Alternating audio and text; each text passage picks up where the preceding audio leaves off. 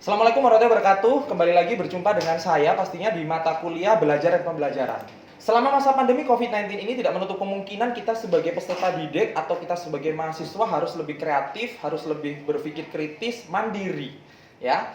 Nah, pertama-tama di sini kita akan belajar mengenai teori belajar menurut pandangan behavioristik, di mana teori belajar behavioristik ini nanti akan kita kupas secara tuntas yang pertama.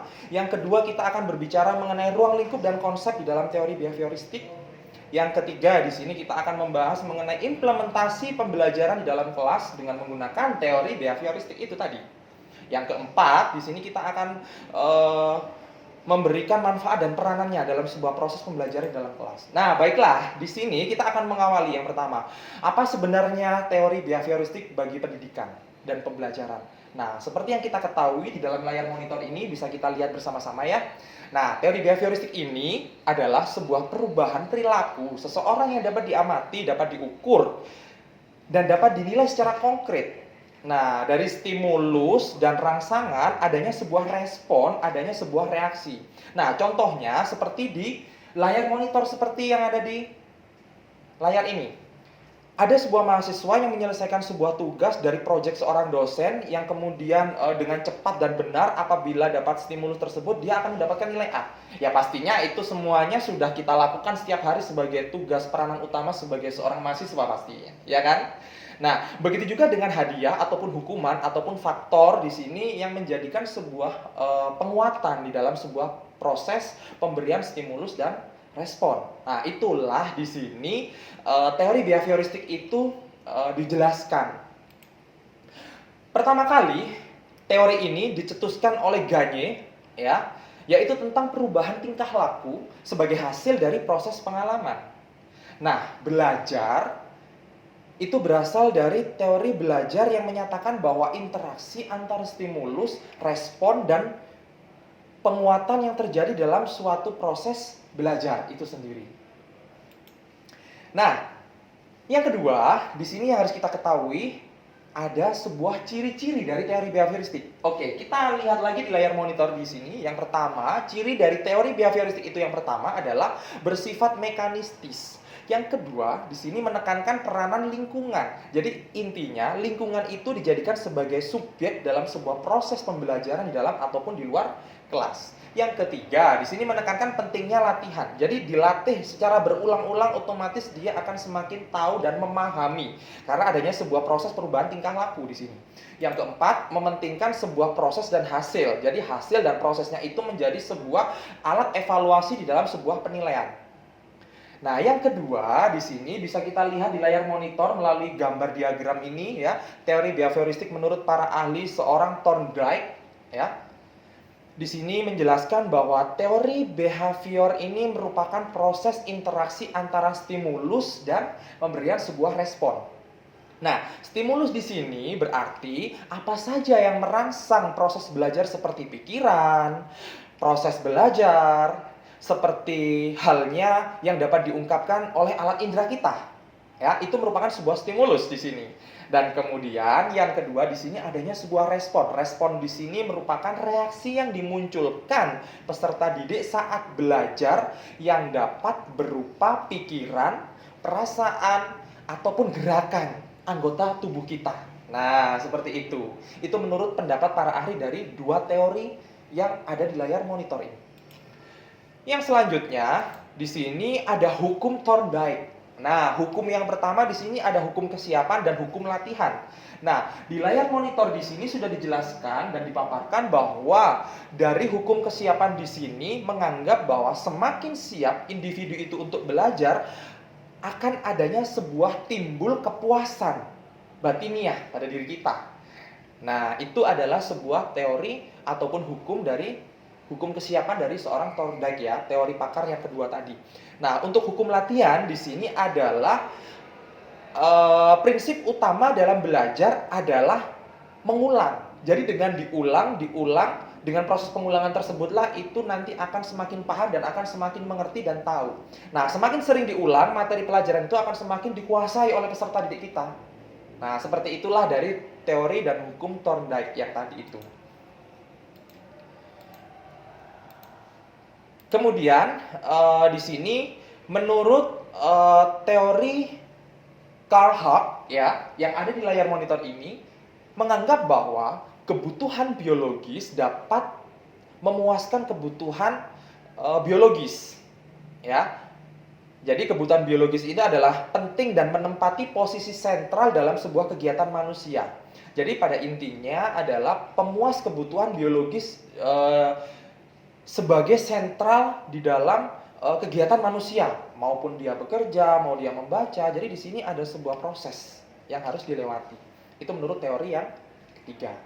Kemudian dari teori yang selanjutnya adalah teori dari Watson, menganggap bahwa belajar sebagai proses interaksi antara stimulus dan respon. Nah, stimulus dan respon di sini yang dimaksud harus dapat diamati atau observable atau dapat diobservasi. Kemudian dapat diukur, dapat dinilai proses dan hasilnya. Nah, begitu ya. Jadi, pemahaman kalian dari ketiga teori dan keempat teori itu harus kalian ketahui sebagai calon guru SD ya. Kemudian di sini perubahan itu menjadi mental dalam diri seseorang selama proses belajar itu tidak diperhitungkan. Artinya belajar bisa di mana saja, belajar bisa kapan saja, yang penting tidak diperhitungkan dan tidak ada unsur paksaan karena tidak dapat diberikan tolak ukurnya dalam sebuah proses pembelajaran itu. Kemudian teori yang keempat seperti yang ada di layar monitor ini ya, kita bisa melihat di sini pendapat dari Skinner yang menganggap bahwa adanya sebuah stimulus dan respon, di sini adanya sebuah interaksi dengan lingkungannya.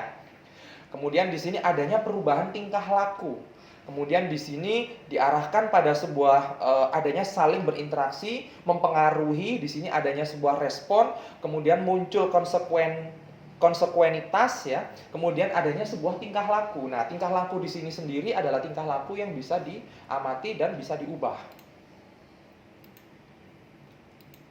Kemudian selanjutnya di sini dari teori yang tadi itu menganggap bahwa reward atau reinforcement ya merupakan faktor penting dalam sebuah belajar. Pada teori ini guru memberikan penghargaan hadiah ataupun nilai tertinggi sehingga anak itu akan lebih rajin, lebih pandai, lebih kritis, lebih inovatif dan lebih cerdas.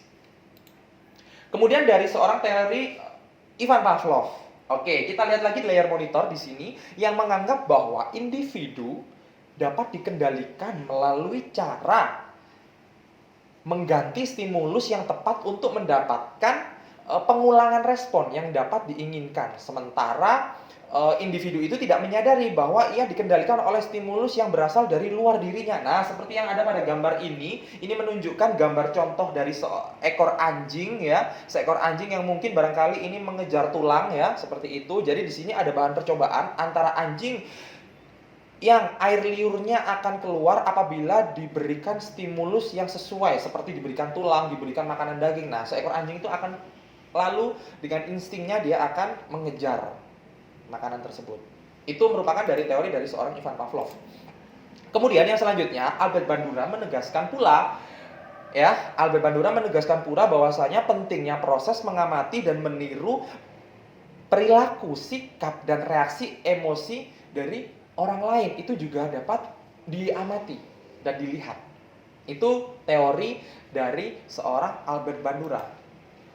Kemudian di sini kita bisa melihat bahwasanya aplikasi teori behavioristik itu terhadap pembelajaran di dalam kelas oleh siswa kita. Yang pertama di sini apa?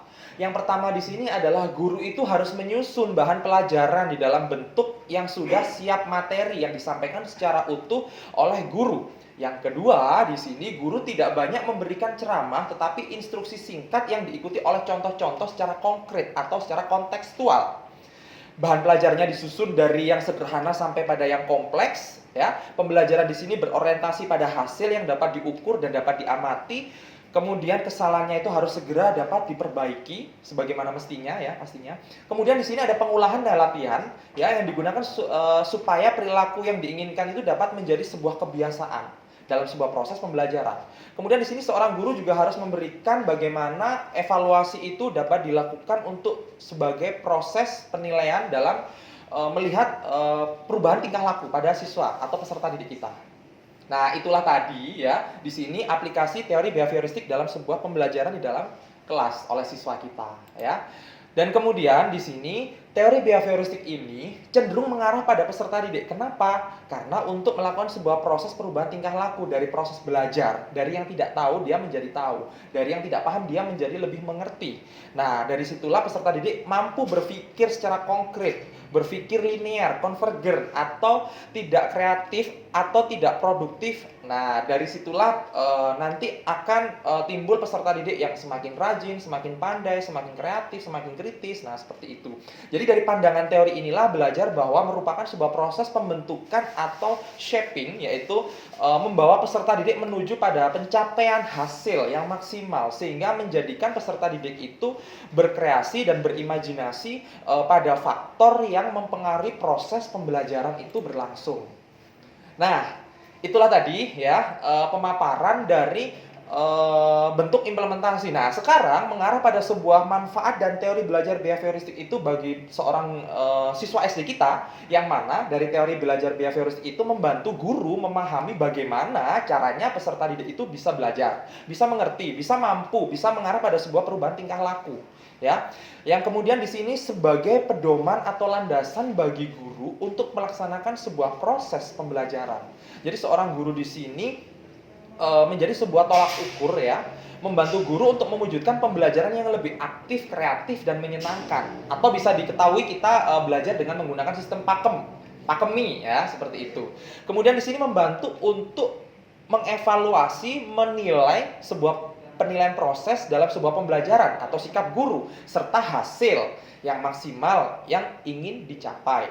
Kemudian di sini membantu guru untuk meningkatkan karakter pada diri siswa. Jadi karakter siswa itu bisa terbentuk dan terbangun dari apa yang sudah dilakukan kesehariannya. Nah, seperti itulah manfaat teori belajar bagi siswa dalam sebuah teori behavioristik di sini ya. Jadi kesimpulannya di sini adalah teori belajar behavioristik itu merupakan sebuah teori belajar yang lebih mengutamakan pada perubahan tingkah laku ya, sebagai akibat adanya stimulus dan respon. Dengan kata lain, belajar itu merupakan bentuk dari sebuah proses perubahan yang dialami oleh siswa dalam hal kemampuannya yang bertujuan untuk merubah tingkah laku dengan cara berinteraksi antara siswa dengan guru, adanya sebuah stimulus dan respon. Nah, menurut pendapat para ahli Watson tadi juga menegaskan bahwasanya perubahan tingkah laku itu merupakan hasil dari pembawaan genetis dan dipengaruhi oleh lingkungan. Sedangkan menurut teorinya Pavlov tadi adalah merujuk pada sejumlah prosedur dan latihan antara satu dan stimulus yang lainnya. Jadi dari teori-teori itulah yang melatar belakangi bahwasanya teori behavioristik itu adalah sangat penting bagi calon guru SD supaya seorang guru SD di sini benar-benar menguasai teori dasar dalam sebuah proses pembelajaran dan pendidikan.